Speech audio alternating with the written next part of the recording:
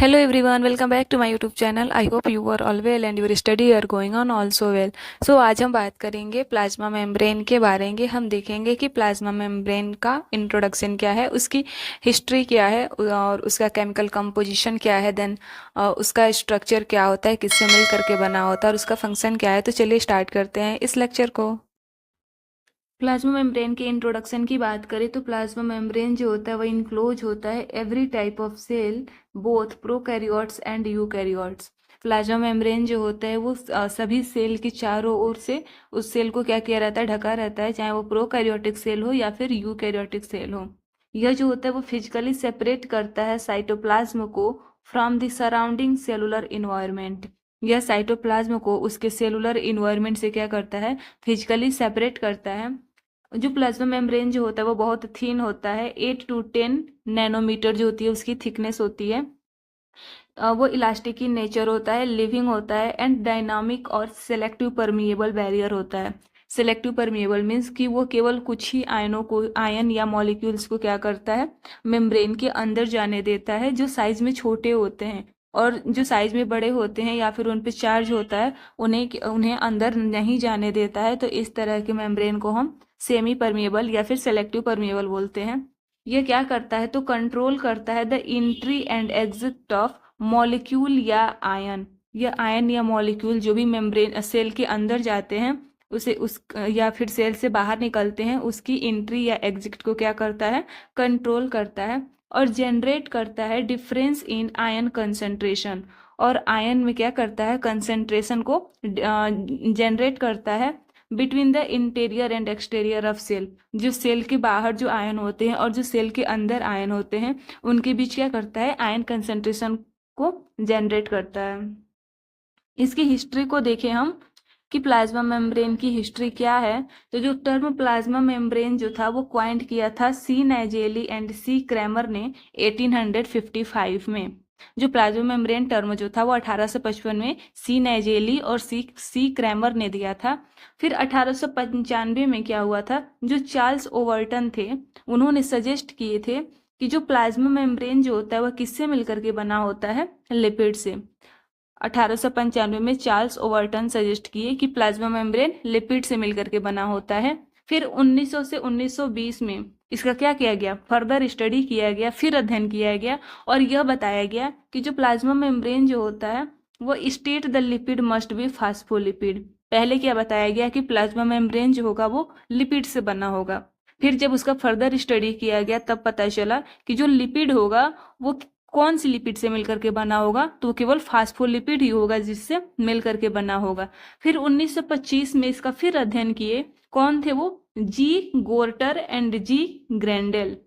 जी गोर्टर और जी ग्रेंडेल फिर अध्ययन किए और उन्होंने ये बताया कि जो प्लाज्मा मेम्ब्रेन होगा वो किससे मिलकर के बना होगा, फास्फोलिपिड से तो मिलकर बना होगा लेकिन वो कैसा होगा, बाइलेयर होगा। ठीक है,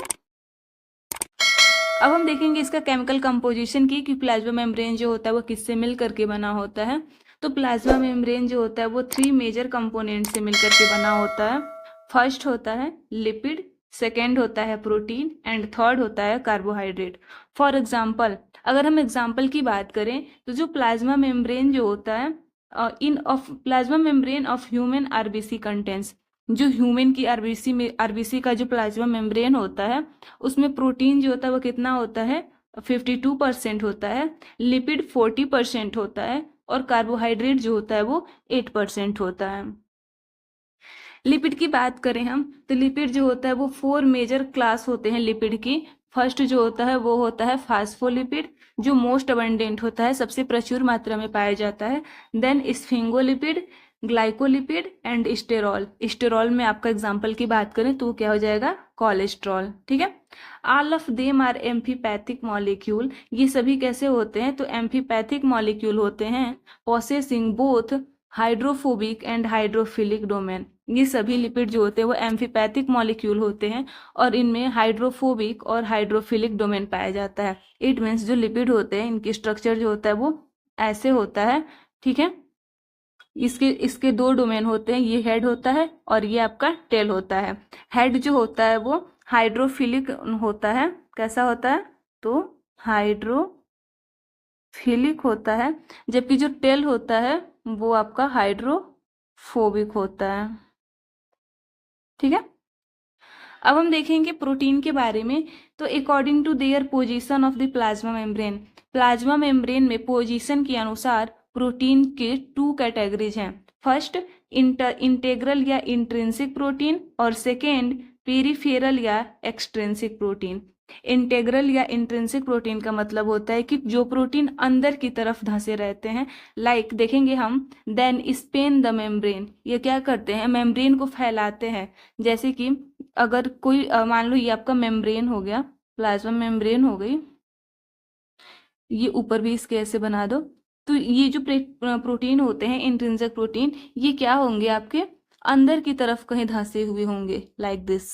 ठीक है, लेकिन अगर हम वही बात करें इसके पेरिफेरल या एक्सट्रिंसिक प्रोटीन की, तो जो ये प्रोटीन की जो ये लेयर होगी, ये जो लिपिड की जो लेयर होगी, इसी के बीच पे ऐसे दिखाई देंगे, उसके पेरिफेरी पे दिखाई देंगे। तो इस तरह के जो प्रोटीन होंगे उन्हें हम पेरिफेरल या एक्सट्रिंसिक प्रोटीन बोलेंगे। ठीक है, कार्बोहाइड्रेट की बात करें तो कार्बोहाइड्रेट जो होता है वो शॉर्ट होता है, या तो और ब्रांच्ड होता है और अनब्रांच्ड दोनों होता है। चैन ऑफ शुगर, शुगर की चैन होती है और अटैच्ड होता है either to exterior ectoprotein forming glycoprotein or to polar end of phospholipid at the external surface of plasma membrane forming glycolipid.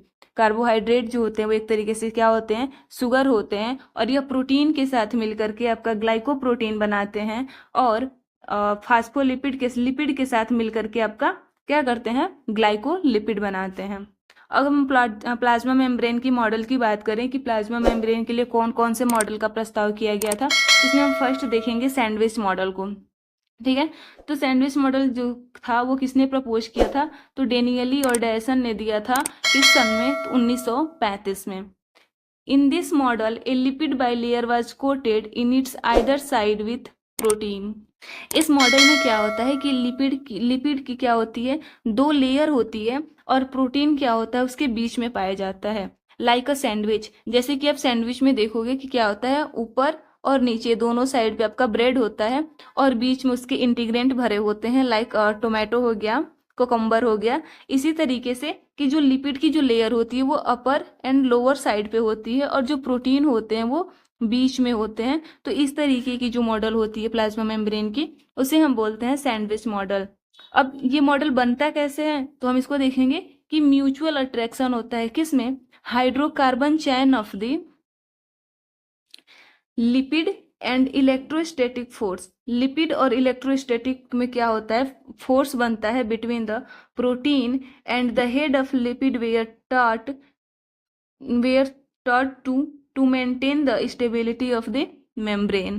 क्या होगा इसमें कि जो लिपिड के जो मेम्ब्रेन होते हैं, जैसे कि आप लिपिड की इस स्ट्रक्चर को देखोगे तो ये ऐसे बने रहेगा। जो टेल होते हैं वो अंदर की तरफ होते हैं, दोनों पोर्शन की साइड से आप टेल को देखोगे तो अंदर की तरफ होंगे, और हेड जो होता है वो बाहर की तरफ होता है। ठीक है, और हेड जो होता है इस पे, इसका हेड जो होता है वो हाइड्रोफोबिक इन नेचर होता है, और इस पे फॉस्फेट ग्रुप पाया जाता है। और फॉस्फेट ग्रुप को आप देखोगे तो इस पे कैसा चार्ज होता है, निगेटिव चार्ज होता है। तो यहाँ पे अगर आपका लिपिड प्रेजेंट हुआ तो इस पे हो जाएगा निगेटिव चार्ज, और इसके ऊपर अगर ऐसे प्रोटीन की जो लेयर होगी, तो प्रोटीन में आप देखोगे कि एमीन ग्रुप होता है, और एमीन ग्रुप पे कैसा होता है, पॉजिटिव चार्ज होता है। और अब तब देखोगे कि निगेटिव और पॉजिटिव चार्ज दोनों के बीच क्या होगा, आयनिक बॉन्ड बनेगा। तो इसी तरीके से ये लिपिड की जो निगेटिव चार्ज होती है और प्रोटीन का जो पॉजिटिव चार्ज होता है, दोनों मिल करके आपस में हाइड्रोकार्बन चेन बनाते हैं, और इसमें इलेक्ट्रोस्टैटिक फोर्स क्या होता है, उत्पन्न होता है। और दोनों जो होते हैं लिपिड और प्रोटीन की लेयर जो होती है आपस में क्या होती है, जुड़ी रहती है, और उसे स्टैटिक बनाती है। ठीक है, they predicted the linear high level to be about 60 nm in thickness। इसकी थिकनेस जो होगी लिपिड की जो थिकनेस होगी वो कितनी होगी, 60 नैनोमीटर होगी। Each of the protein layer, और प्रोटीन की प्रत्येक परत जो होगी वो 1 नैनोमीटर की थिकनेस होगी। और इस तरीके से इसकी जो टोटल थिकनेस होगी वो कितना होगी, 8 नैनोमीटर। ठीक है, अब हम देखेंगे इसके सैंडविच मॉडल के डायग्राम को, तो आप देखोगे कि ये ऊपर और नीचे कैसा है protein, it's looks like a sandwich. Like ये प्रोटीन ऊपर नीचे के आपका क्या हो गया, ब्रेड हो गया, और बीच में ये जो लिपिड दिख रहा है वो आपका क्या हो गया, इंटीग्रेंट हो गया, लाइक अ कम्बर एंड टोमेटो। तो इस तरीके से ये देखोगे कि ये आपका प्रोटीन और ये हो गया आपका क्या, लिपिड। ठीक है, तो इस तरीके से इसका होता है डेवसन और डेनियली मॉडल, जिन्होंने सैंडविच मॉडल को दिया था। यहाँ पे आप हैंडमेड डायग्राम देखोगे कि ये जो बीच की लेयर है वो क्या है, लिपिड बाई लेयर है, और इसके दोनों साइड आप देखोगे कि ये प्रोटीन की लेयर है। यहाँ पर आप देखोगे कि प्रोटीन की जो वेट होती है वो 15 एंगस्ट्राम होती है, जबकि जो प्रोटीन लिपिड की जो लेयर होती है वो 45 एंगस्ट्राम होती है।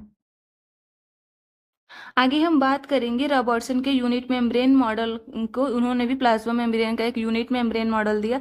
तो सैंडविच मॉडल और यूनिट मेम्ब्रेन मॉडल में हम देखेंगे कि दोनों में प्रोटीन की दो लेयर, ऊपर और नीचे प्रोटीन की दो लेयर के बीच में क्या होता है, लिपिड की जो बाई लेयर होती है वो बीच बीच में प्रेजेंट होती है। यूनिट मेम्ब्रेन मॉडल में भी सेम ऐसा ही होता है, लेकिन उसमें कुछ डिफरेंस पाए जाते हैं। लाइक उसको अगर हम देखें तो उसमें डार्क, लाइट देन डार्क, इस तरीके का त्रिविमीय संरचना दिखता है, जिसे हम आगे बात करेंगे।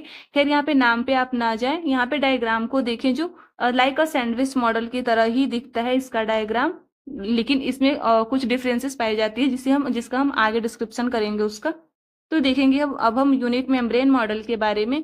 तो यूनिट मेम्ब्रेन मॉडल 1960 में रॉबर्टसन ने दिया था, और यह hypothesis state that unit membrane model क्या कहता है कि all cellular membrane have identical try laminar structure, कि सभी सेलुलर मेम्ब्रेन जो होते हैं वो एक ही तरह के त्रिविमीय संरचना रखते हैं, डार्क, लाइट देन डार्क। जैसे कि आप देखोगे यहाँ पे भी स्ट्रक्चर में कि ये ऊपर और नीचे आपका क्या हो गया, प्रोटीन का लेयर हो गया, और देन बीच में आपका ये लिपिड की बाई लेयर होगी, जैसे कि हमने आपको यहाँ पहले डायग्राम में दिखाया था। यहाँ पे आप देख सकते हो कि साइड से प्रोटीन और बीच में लिपिड बाई लेयर की डायग्राम है। ये आपका यूनिट मेम्ब्रेन मॉडल हो गया इस तरीके से। ये जो इसका हेड होता है वो हाइड्रोफिलिक इन नेचर होता है, जैसे कि यहाँ बताया गया डायग्राम में आप देख सकते हो, और इसका टेल जो होता है वो हाइड्रोफोबिक जो होता है, हाइड्रोफोबिक इन नेचर होता है। और ये लिपिड में कौन सी लिपिड होगी, तो हमने आपको बताया था इसकी हिस्ट्री में कि वो फास्फोलिपिड से मिलकर के बनी होगी। अब हम देखेंगे फ्लूइड मोजाइक मॉडल के बारे में कि फ्लूइड मोजाइक मॉडल किसने दिया था। तो फ्लूइड मोजाइक मॉडल 1972 में S G. Singer and G L. Nicolson ने दिया था। यह जो है वाइडली एक्सेप्टेड मॉडल है, एग्जाम में पूछा जाता है कि जो वाइडली एक्सेप्टेड मॉडल है प्लाज्मा मेम्ब्रेन का वो कौन सा मॉडल है, तो वो हो गया आपका फ्लूइड मोजाइक मॉडल। इसमें क्या होता है कि phospholipid bilayer forms the basic framework. जो फास्फोलिपिड की जो बाइलेयर जो होती है वो क्या करती है, बेसिक फ्रेमवर्क बनाती है। इट मीन्स इसमें ऊपर और नीचे यहाँ इस तरीके से इसका क्या बना होता है, इसमें देखोगे कि आप इस तरीके से प्रोटीन की लेयर जो होती है वो सॉरी लिपिड की जो होती है वो बाई लेयर होती है, दोहरी लेयर होती है। इसमें हाइड्रोफिलिक हेड जो होता है वो फेस करता है टूवर्ड, और हाइड्रोफोबिक टेल्स जो होता है वो फेस करता है इनवर्ड। इट मीन्स कि जो इसका हेड जो होता है वो बाहर की तरफ होता है, और इसका टेल जो होता है वो अंदर की तरफ होता है। इसमें ये बताया गया कि हेड जो होता है वो हाइड्रोफिलिक इन नेचर होता है, जबकि टेल जो होता है वो हाइड्रोफोबिक इन नेचर होता है। और नेक्स्ट ये बताया गया कि प्रोटीन जो होता है वो इम्बेडेड होता है इन द बाइलेयर, कि जो लिपिड की जो बाइलेयर होती है उसके अंदर प्रोटीन जो होता है वो इम्बेडेड होता है। अब प्रोटीन देखेंगे तो उसके इम्बेडेड के अकॉर्डिंग प्रोटीन जो होता है वो दो तरीके का होता है, एक इंटीग्रल प्रोटीन होता है और सेकेंड पेरिफेरल प्रोटीन होता है। इंटीग्रल प्रोटीन जो होता है वो स्पैम अक्रॉस द मेम्ब्रेन। जो इंटीग्रल प्रोटीन जो होता है वो मेम्ब्रेन के बीच में धंसा हुआ होता है, जबकि जो पेरिफेरल प्रोटीन होता है वो सरफेस से अटैच होता है। जैसे कि आप यहाँ डायग्राम में देख सकते हो, फ्लूइड मोजाइक मॉडल का जो डायग्राम है, ये लिपिड की बाई लेयर है, ये इसका हेड जो बाहर आउटवर्ड होते हैं, जबकि जो टेल जो होते हैं वो इनवर्ड होते हैं।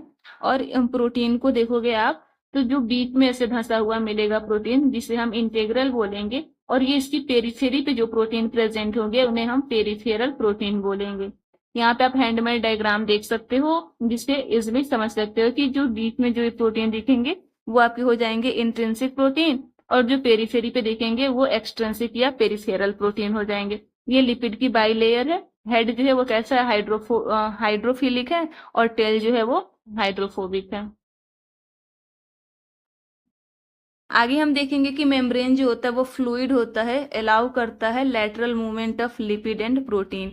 जो फ्लूइड मोजाइक मॉडल जो होता है वो कैसा होता है, इसका मेम्ब्रेन फ्लूइड होता है, जिसमें लिपिड और प्रोटीन जो होते हैं वो लेटरल क्या करते रहते हैं, मूवमेंट करते रहते हैं।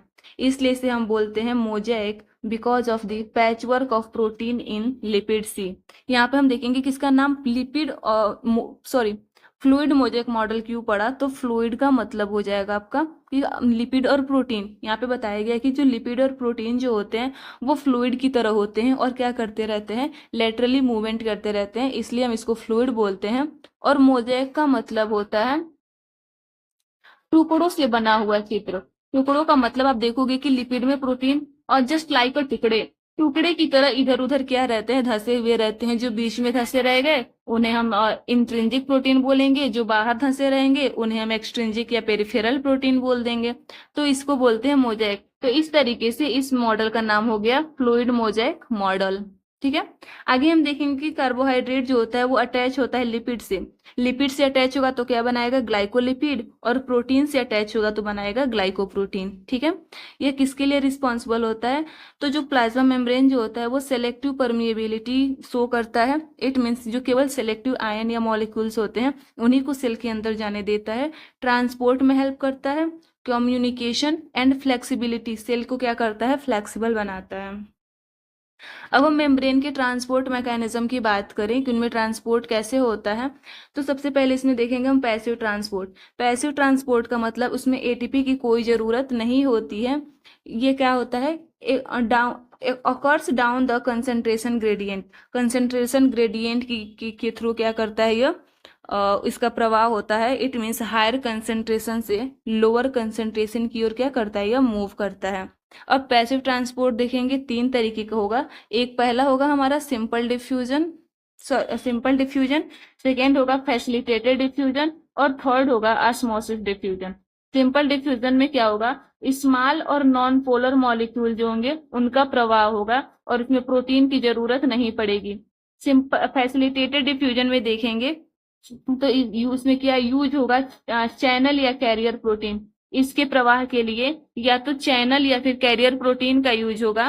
For ion, sodium, potassium and larger polar molecule glucose. इसमें इसका एग्जांपल की बात करें तो जो सोडियम, पोटेशियम या फिर लार्जर पोलर मॉलिक्यूल जो होते हैं उनका डिफ्यूजन जो होता है वो फैसिलिटेटेड डिफ्यूजन का एग्जाम्पल है।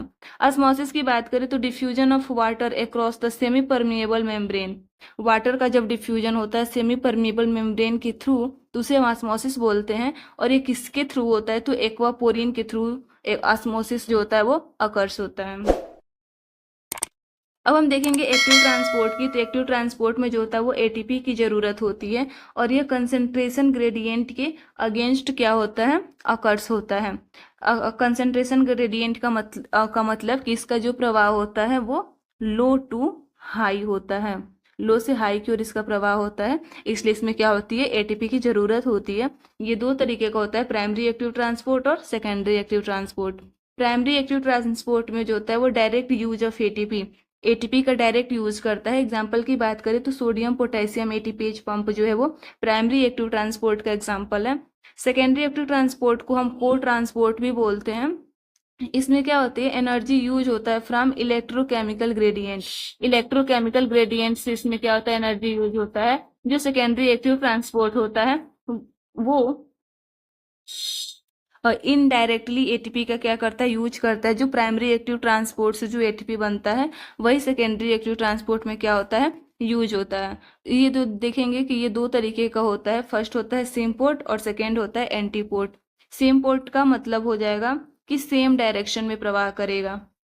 सेम डायरेक्शन यहाँ पे आप डायग्राम में देखोगे कि ये जो मॉलिक्यूल का प्रवाह जो हो रहा है वो आपका दोनों एक ही दिशा में जा रहा है, तो इसको हम बोलेंगे सेम डायरेक्शन। और एग्जाम्पल देखेंगे इसका तो हो जाएगा सोडियम ग्लूकोज ट्रांसपोर्टर जो है वो सिम पोर्ट का एग्जाम्पल है। जबकि सेकेंड जो है एंटीपोर्ट, एंटीपोर्ट का मतलब होता है अपोजिट डायरेक्शन। डायग्राम में देखोगे कि एक ऊपर से नीचे आ रहा है और दूसरा नीचे से ऊपर जा रहा है। तो इस तरीके के हम डायग्राम को बोलेंगे। एंटीपोर्ट एग्जाम्पल की बात करें तो हो जाएगा आपका सोडियम कैल्शियम एक्सचेंजर, जो है वो एंटीपोर्ट का एग्जाम्पल है। Thanks for watching this video. I hope ये वीडियो आपके लिए हेल्पफुल रहा होगा। अगर ये वीडियो आपको पसंद आया हो तो चैनल को लाइक करें, सब्सक्राइब करें और अपने फ्रेंड्स के साथ शेयर करें। अगर आपको इसकी पीडीएफ के नोट्स या पीडीएफ वगैरह चाहिए तो इसके लिए आप टेलीग्राम चैनल को ज्वाइन कर सकते हैं। मिलते हैं नेक्स्ट वीडियो में, तब तक के लिए बाय बाय, टेक केयर।